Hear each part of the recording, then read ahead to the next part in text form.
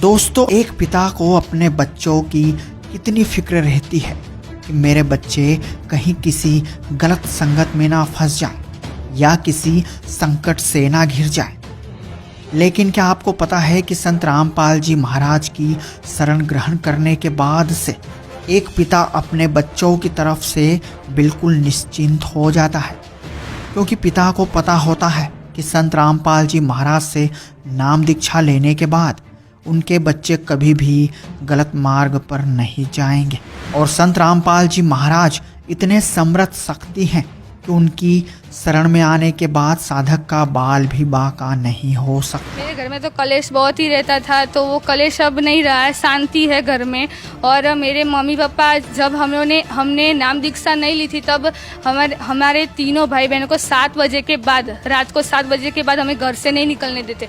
मेरे पापा संत रामपाल जी महाराज जी की शरण में आए और उनको अब विश्वास होने लगा कि हमारे जो बच्चे हैं वो अब समृद्ध की शरण में है, वो समृद्ध के नियम में रहते, ऐसा कोई काम नहीं करेंगे कि उनके दिल को चोट लगेगी। लड़कियों में सब समाज बिगड़ चुका है, लेकिन अब मेरे पापा को ऐसा विश्वास हो गया और है भी ऐसा कि हम लोग ऐसा वैसा कोई कार्य नहीं करेंगे, सीधी लाइन पर चलेंगे, परमार्थ के लाइन पर चलेंगे अब। और पहले की लाइफ थी, मतलब मैं कोई कैद में नहीं रहती थी, वैसा लग रहा था। अब तो एकदम फुल फ्री माइंड में रहती हूँ।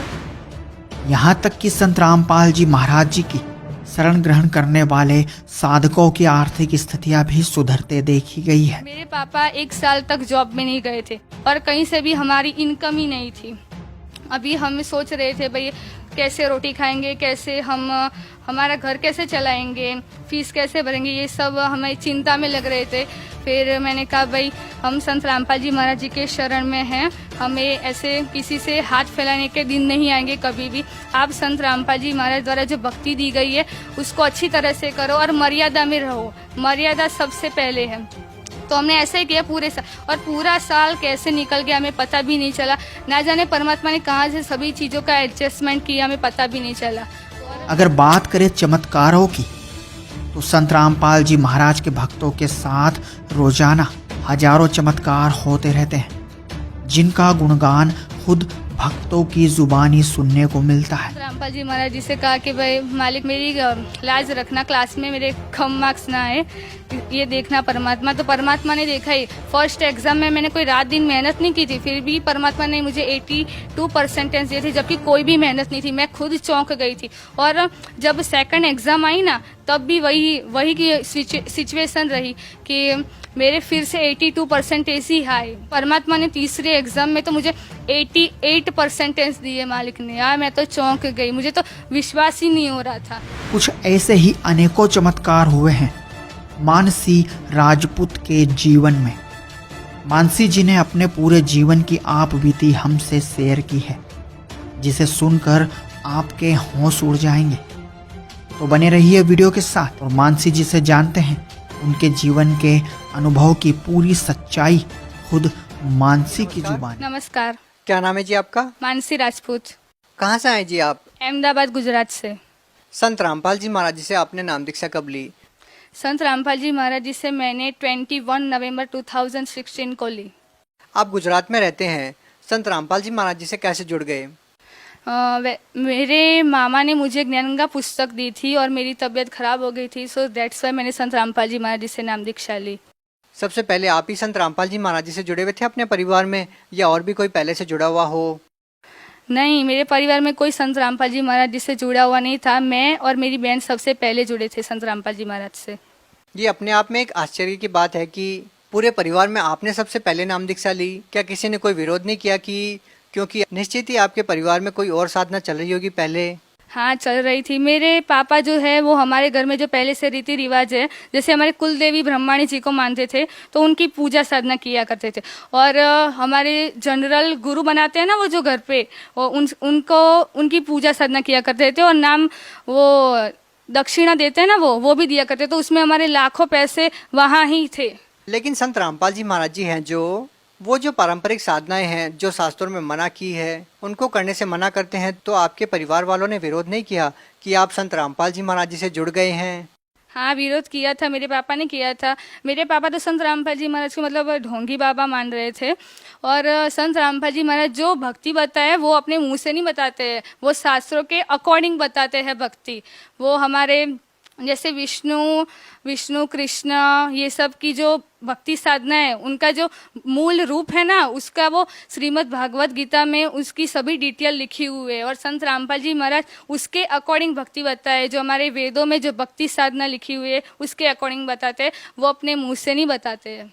तो फिर आपके पिताजी संत रामपाल जी महाराज जी को मानते नहीं थे, तो फिर आपने भक्ति कैसे स्टार्ट की? और आपके जो माता पिता हैं, क्या वो समझ पाए कि संत रामपाल जी महाराज जो भक्ति विधि बता रहे हैं वो सही है? ये 1.5 महीने की प्रोसेस है। सबसे पहले मुझे पीलिया हो गया था अहमदाबाद में हम कई सारे अस्पतालों में घूमे और फीस भी वहाँ बहुत थी और मेरी तबीयत बिगड़ती ही जा रही थी। फिर मेरे मामा ने नाम लिया हुआ है, जैसे मैंने आपको पहले बताया, तो हम वहाँ गए। मेरे मामा ने मुझे अस्पताल में ले गए। अस्पताल में मैं 3 दिन एडमिट रही और उस टाइम दिवाली चल रही थी, तो धनतेरस थी। धनतेरस में हॉस्पिटल में छुट्टी दे देते, तो मुझे भी छुट्टी दे दी धनतेरस के दिन। तो हम लोग तो घर आ गए। फिर थोड़ी तबीयत ठीक हो गई थी, लेकिन फिर उसके रात ही तबीयत बिगड़ती गई। मेरा पूरा शरीर एकदम येलो कलर का हो गया था। किसी को आशा भी नहीं थी कि मैं बचूंगी। और फिर मेरी अकल ठिकाने आई, क्योंकि जब हम किसी जगह पर खड़े हो, वहाँ पानी का बहाव आएगा तो दूर होगा पानी का बहाव, तो हम ऐसा सोचेंगे कि भाई पानी अभी थोड़ा दूर आ रहा है, अभी जब नज़दीक में आएगा ना तब हम वहाँ से खिसक जाएंगे। तो मेरी मेंटालिटी भी वैसी ही थी, तो मैंने भी सोचा पानी आने दो फिर मैं जाऊँगी। मतलब ऐसे ही मेरी तबीयत ही बहुत ख़राब होने लगी और तब मेरी अकल ठिकाने आई कि मुझे बचाने वाले सिर्फ संत रामपाल जी महाराज ही है। और फिर मेरे पापा तो मान नहीं रहे थे, भाई कुछ नहीं, मानसी को वापस घर ले जाओ, और ऐसा कह दिया। फिर मेरे मामा ने भी कह दिया, भाई हाँ भाई ले जाओ आप मानसी को घर, इसका कुछ नहीं होने वाला, ये मर जाएगी जो अगर संत रामपाल जी महाराज जी से इसने नाम दीक्षा ना ली तो।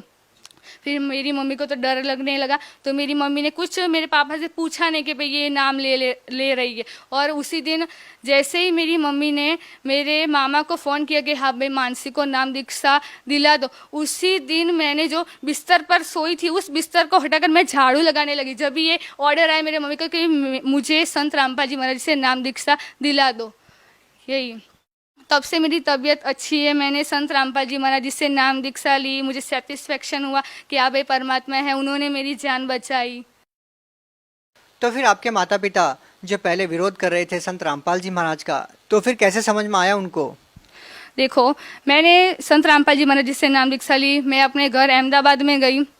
मेरे पापा जो भक्ति साधना किया करते, उनको मेरी मम्मी ने बोल दिया, भाई आप जो देवी देवताओं की भक्ति कर रहे हो उनको अब नहीं करना है, क्योंकि मानसी अब संत रामपाल जी महाराज जी की शरण में है। और संत रामपाल जी महाराज शास्त्रों के अनुसार भक्ति बताते हैं उनको, और उन्होंने मना किया कि किसी भी देवी देवताओं की पूजा साधना नहीं करनी है। इसीलिए मेरे पापा भी मान गई और हमारे घर से देवी देवताओं। लेकिन आपके पिताजी तो संत रामपाल जी महाराज जी को एक ढोंगी मानते थे, तो फिर उनको कैसे विश्वास हुआ कि आप जो भक्ति कर रहे हैं वो सही है?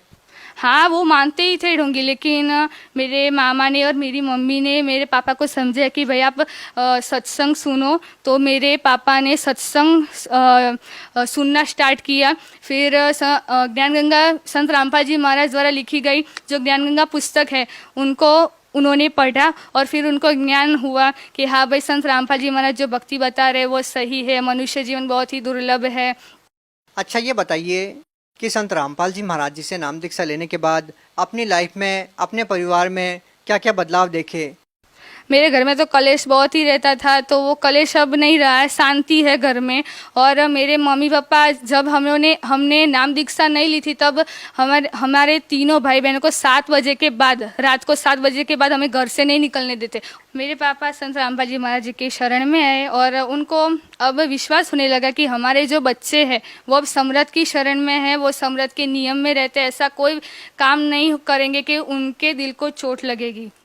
जैसे कि हमारे समाज में भी बहुत कुरीतियाँ चल रही है, लड़कियों में सब समाज बिगड़ चुका है।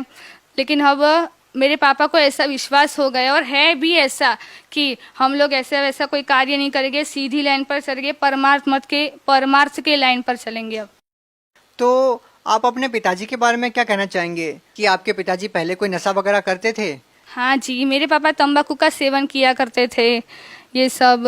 और तंबाकू का सेवन तो वो जैसे खाना खा लिया ना तो सीधे वो दुकान पर चले जाते थे। खाने मतलब एक एक मिनट पर वो तो सेवन करना ही है, बिल्कुल छोड़ ही नहीं सकते। और ये मेरे पापा खुद भी नहीं मान रहे कि हाँ मैंने नशा छोड़ दिया तंबाकू सेवन का, वो खुद भी नहीं मान रहे थे। हाँ, पर संत रामपाल जी महाराज की शरण में आए तब उन्होंने तंबाकू सेवन करना छोड़ दिया। अब कैसी लगती है आपको अपनी लाइफ?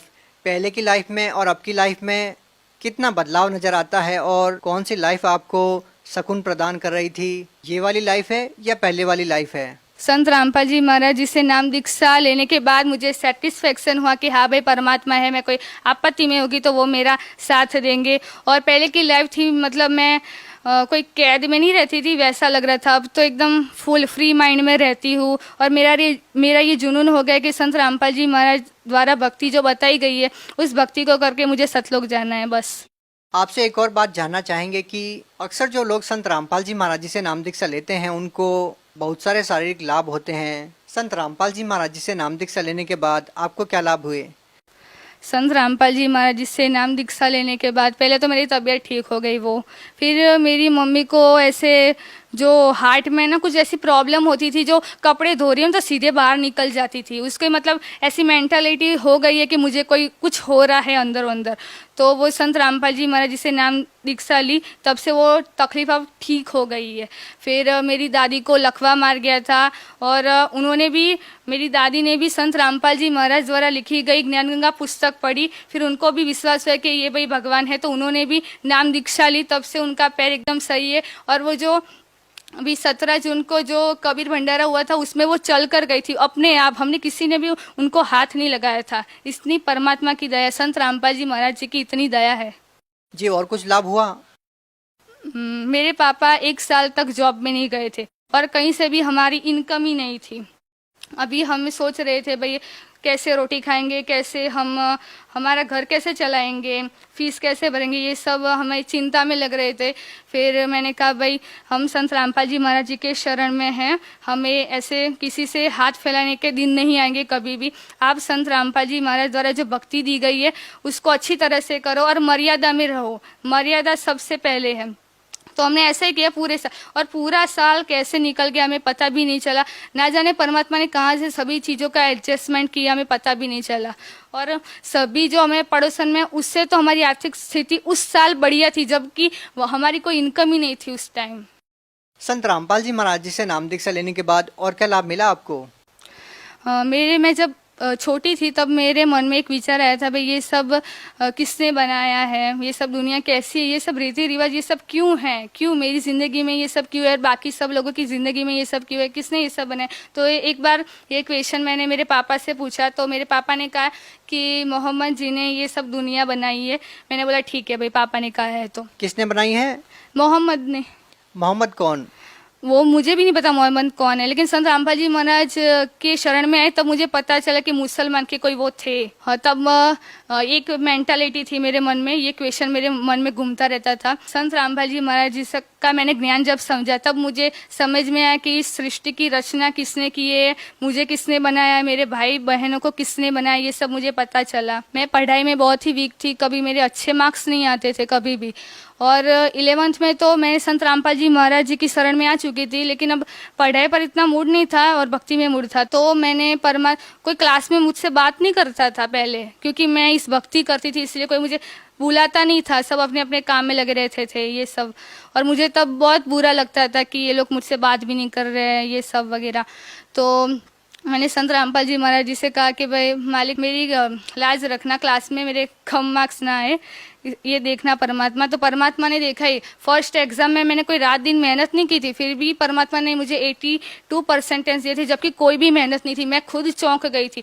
और जब सेकंड एग्जाम आई ना तब भी वही की सिचुएशन रही कि मेरे फिर से 82% ही आए, जबकि मैंने कोई मेहनत ही नहीं की थी। और फिर तीसरी एग्जाम में तो मैंने बंदी छोड़ को कहा, संत रामपाल जी महाराज जी को कहा कि परमात्मा अपने 2 एग्जाम में तो मुझे निकाल दिया आगे, लेकिन अब तीसरी एग्जाम में परमात्मा देखना, क्योंकि अगर आपने नहीं देखा ना तो सब लोग समझेंगे कि मैंने एग्जाम में बेईमानी की है, आप लाज रखना मेरी। तो परमात्मा ने तीसरे एग्जाम में तो मुझे 88% दिए मालिक ने। यार मैं तो चौंक गई, मुझे तो विश्वास ही नहीं हो रहा था। बहन जी, आप भगत समाज को क्या संदेश देना चाहेंगे?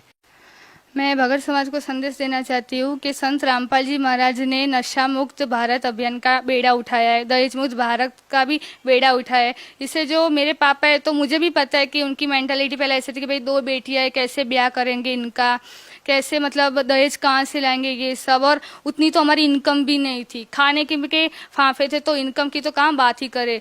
तो मेरे पापा की यह टेंशन तो दूर हो गई, और मेरे पापा जो तंबाकू सेवन करते थे वो भी अब नहीं करते, और इससे मुझे बहुत सेटिस्फेक्शन मिल रहा है, और इसके लिए मैं संत रामपाल जी महाराज की बहुत आभारी हूँ। और इसके अलावा मैं भगत समाज को प्रार्थना करना चाहती हूँ कि ये मनुष्य जीवन है, बहुत ही दुर्लभ है। अगर आप किसी मुश्किल में होगे तो आपके भाई बहन मम्मी पापा कोई नहीं आएंगे। अगर कोई आप किसी भी परिस्थिति में कोई काम कर रहे हो और कोई भूकंप सुनामी आएगी तो आपको कोई नहीं बचेगा, सब अपनी जान बचाएंगे। तो तब आपको संत रामपाल जी महाराज मतलब परमात्मा आपको बचाने आएंगे। आप परमात्मा की कदर करना सीखो। और ये सब जो भी अभी समाज में सब फिल्में देख रहे हैं उससे सब प्रेरित हो रहे हैं सभी चीज़ों के लिए, तो ये भी बंद कर दीजिए। फिल्में अच्छी चीज़ों के लिए है, बुरी चीज़ों के लिए नहीं है। तो मैं भगत समाज को ये कहना चाहती हूँ कि संत रामपाल जी महाराज द्वारा लिखी गई पुस्तकों को पढ़ो, उनका सत्संग सुनो, और फिर संत रामपाल जी महाराज जी से नाम दीक्षा लेकर अपना कल्याण कराओ। धन्यवाद। सच्चाई।